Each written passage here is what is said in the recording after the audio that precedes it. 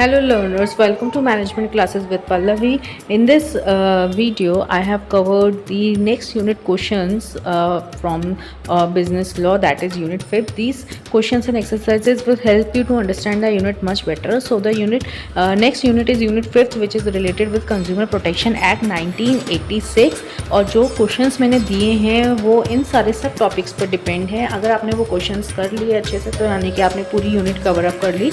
Plus इस video के end में मैं आपको कुछ टिप्स दूंगी regarding how to write the answers of business law, जिससे आप ज़्यादा मार्क्स गेन कर सकते हैं। सो एंड तक वीडियो ज़रूर देखिएगा।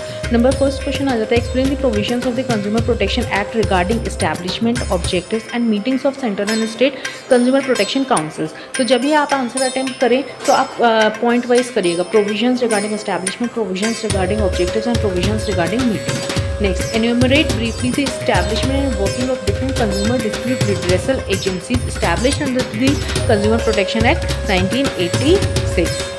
Next question is, write a note on the need and objectives of Environmental Protection Act 1986. Next question, what are the general powers of the government under the Environment Protection Act 1986? General powers आपको mention करने हैं, right? Next, write note on penalties and offences under the Environment Protection Act 1986. दोनों चीज़ें आपको mention करनी है, penalties as well as offences.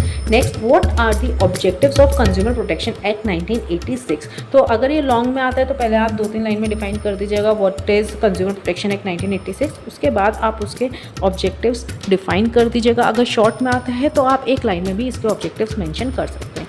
Next question, explain the redressal agencies available to the consumer under the consumer protection act. Redressal agencies मतलब जो solution निकालती हैं, right? तो उन एजेंसीज के बारे में आपको मेंशन करना है। Next, what are the different rights available to the consumers. Very important questions, different rights you have to mention. Next, name the few legislation enacted in India for the protection of the environment, right? Next question आ जाता है, what are the penal provisions of the environment protection act 1986। जितने भी panel provisions होते हैं आपको mention करने हैं। Next question, write short note on the prevention, control and abatement of environmental pollution. तो आपको यहाँ पे 3 चीज़ें मेंशन करनी है, प्रिवेंशन, कंट्रोल एंड अबेटमेंट। तो इन तीनों की स्पेसिफिक हेडिंग्स दीजिएगा आप और उसके बाद आंसर आप लिखिएगा।